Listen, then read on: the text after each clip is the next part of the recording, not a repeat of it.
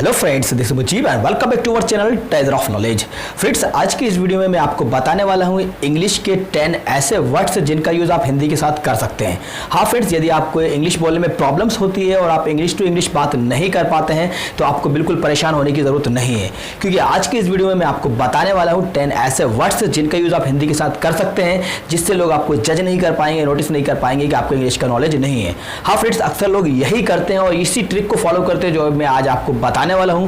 जिनको English to English बात करने में प्रॉब्लम्स होती है वो इंग्लिश के कुछ वर्ड्स को रट लेते हैं जो बहुत ही ज़्यादा यूजफुल हैं, डेली यूज में आने वाले ऐसे वर्ड्स हैं जिनको वो रट्टा मार लेते हैं, रट लेते हैं और कहीं पे भी जाकर धड़ल्ले से वो हिंदी बोलते बोलते उन इंग्लिश वर्ड्स को बीच बीच में यूज़ करने लगते हैं, जिससे आपको लगता है कि इनको इंग्लिश बोलना आती है और इनको इंग्लिश का नॉलेज है। तो फिर यदि आप भी चाहते हैं कुछ इस तरह से वर्ड्स को रट लें और उनको लर्न करने के बाद साथ में आप हिंदी के साथ साथ उनको बीच बीच में आप इंग्लिश के वर्ड्स को बोलते जाए तो कोई भी आपको नोटिस नहीं कर पाएगा कि आपको इंग्लिश का नॉलेज नहीं है। तो फ्रेंड्स, इस वीडियो को पूरा देखिएगा। चलिए हम शुरुआत करते हैं। Number first friends, in fact. तो मैं आपको इनफैक्ट का मतलब बता दूं फ्रेंड्स। इनफैक्ट का मतलब होता है असल में, या फिर इसको हम कह सकते हैं वास्तव में। तो इनफैक्ट का यूज आपको उस जगह पर करना है जिस जगह पर आप असल में कहने वाले हैं। लेकिन एक चीज मैं आपको और बता दूं, इनफैक्ट का यूज पॉजिटिव बातों के लिए किया जाता है। कोई भी बात आप जो पॉजिटिव कहने वाले हैं उसके लिए आपको यूज करना इनफैक्ट। जैसे कि इनफैक्ट वो एक अच्छी कहानी थी, इनफैक्ट ये एक बहुत ही अच्छी वीडियो है। तो इस तरह से आप इनफैक्ट का यूज कर सकते हैं जिसका मतलब होता है असल में। ठीक है फ्रेंड्स, चलिए अब बात करते हैं नेक्स्ट की।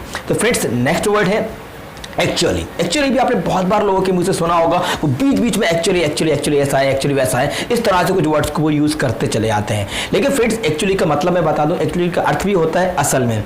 लेकिन फ्रेंड्स, दोनों में डिफरेंट है, दोनों में अंतर है। इससे पहले मैंने जो आपको वर्ड बताया था इनफैक्ट, इनफैक्ट का यूज किया जाता है पॉजिटिव बात को बताने के लिए और एक्चुअली का यूज किया जाता है नेगेटिव बात को बताने के लिए। हाँ फ्रेंड्स, कोई नेगेटिव बात को बोलने के लिए हम एक्चुअली का यूज करते हैं। जैसे कि एक्चुअली मैं तुम्हारे साथ नहीं जा सकता। जैसे कि एक्चुअली, जैसे वो कोई आपसे आपको कहता है कि तुमने कल मुझे मैसेज क्यों नहीं किया, एक्चुअली मेरा नेट पैक खत्म हो चुका था। तो इस तरह से आप बोल सकते हैं। जैसे कल तुम कोचिंग क्यों नहीं गए, एक्चुअली कल मेरी नींद नहीं खुली थी। तो इस तरह से आप एक्चुअली का यूज कर सकते हैं। बीच बीच में हिंदी बोलते बोलते आप एक्चुअली का यूज कर सकते हैं। चलिए हम बात करते हैं कुछ नेक्स्ट वर्ड के बारे में। तो फ्रेंड्स, नेक्स्ट वर्ड आपके सामने लेकर आ रहा हूं। नेक्स्ट वर्ड है फ्रेंड्स मे बी। जी हाँ, मे बी का मतलब होता है शायद, मतलब हो सकता है, कोई ऐसी बात जो आप संभावना बताए जाए शायद, तो उसके लिए आप यूज करते हैं मे बी। और मे बी का यूज करना है आपको इनफॉर्मल वे में। आप किसी भी अपने दोस्त के साथ, कहीं पर भी अपने बहन भाई के साथ, किसी भी अपने फ्रेंड्स के साथ आप मे बी का यूज कर सकते हैं शायद। जैसे कोई आपसे बोले कि विल यू कम टुमारो, मतलब क्या तुम कल आओगे, मे बी मतलब शायद। आर यू गोइंग, क्या तुम जा रहे हो, मे बी, हाँ शायद मैं भी जाऊँ या जा रहा हूँ। तो इस तरह से आप मे बी का यूज करना है जिसका मतलब होता है शायद। ठीक है, नेक्स्ट वर्ड है फ्रेंड्स परहैप्स। तो परहैप्स का भी मतलब होता है शायद, लेकिन परहैप्स का यूज किया जाता है फॉर्मल वे में। इसको आपको अपने ऑफिस में यूज करना है, अपने बॉस के साथ यूज करना है, अपने कलीग के साथ आपको यूज करना है परहैप्स का। और परहैप्स का मतलब होता है शायद। ठीक है फ्रेंड्स, चलिए तो मैं आज आपको इसका नेक्स्ट वर्ड बताता हूं। तो फ्रेंड्स, नेक्स्ट वर्ड है एटलीस्ट। हाँ, एटलीस्ट भी आपने बहुत बार लोगों के मुझसे सुना होगा एटलीस्ट। तो एटलीस्ट का मतलब होता है कम से कम। जी हाँ, तो आखिरकार कम से कम। तो जैसे कि एटलीस्ट तुम्हें मुझे बताना चाहिए तो था, एटलीस्ट तुम्हें मुझसे चाय का तो पूछना चाहिए था, एटलीस्ट कम से कम, एटलीस्ट मुझे पानी तो पिला देते।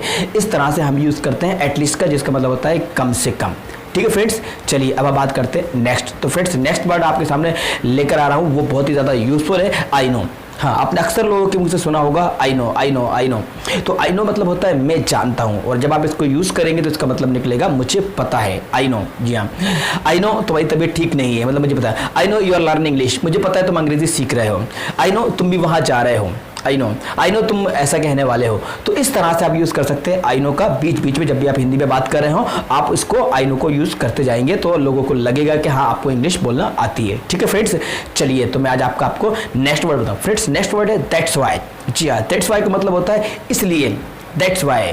जैसे कि तुमने मुझे मना कर दिया था, दैट्स वाई मैंने तुम्हें नहीं बताया, इसलिए मैंने तुम्हें नहीं बताया। तुम्हारी तबीयत ठीक नहीं है, दैट्स वाई मैंने तुमसे वहां जाने के लिए नहीं पूछा। तो इस तरह से आप दैट्स वाई का यूज कर सकते हैं जिसका मतलब होगा इसलिए। ठीक है फ्रेंड्स, चलिए तो आज आपको एक और वर्ड बता दूं लास्ट, जो वर्ड है बिकॉज। हाँ फ्रेंड्स, तो बिकॉज मतलब होता है क्योंकि। इसका यूज़ किया जाता है कोई रीज़न बताने के लिए, कोई कारण बताने के लिए। जब भी आप कोई रीज़न, कोई कारण बता रहे हैं, बिकॉज का भी यूज़ कर सकते हैं। बिकॉज क्योंकि मैं तुम्हारे साथ नहीं जा सकता, बिकॉज मेरी तबीयत ठीक नहीं है, क्योंकि मेरी तबीयत ठीक नहीं है। ठीक है, मैंने तुम्हें नहीं बुलाया क्योंकि मेरा मोबाइल ख़राब था। इस तरह से आप कोई भी यूज़ कर सकते हैं बिकॉज मतलब कि क्योंकि। तो जब भी आपको क्योंकि बोलना हो तो आप क्योंकि का यूज़ ना करके बिकॉज का यूज़ कर सकते हैं। तो फिर आज का हमारा लास्ट वर्ड है सच आ।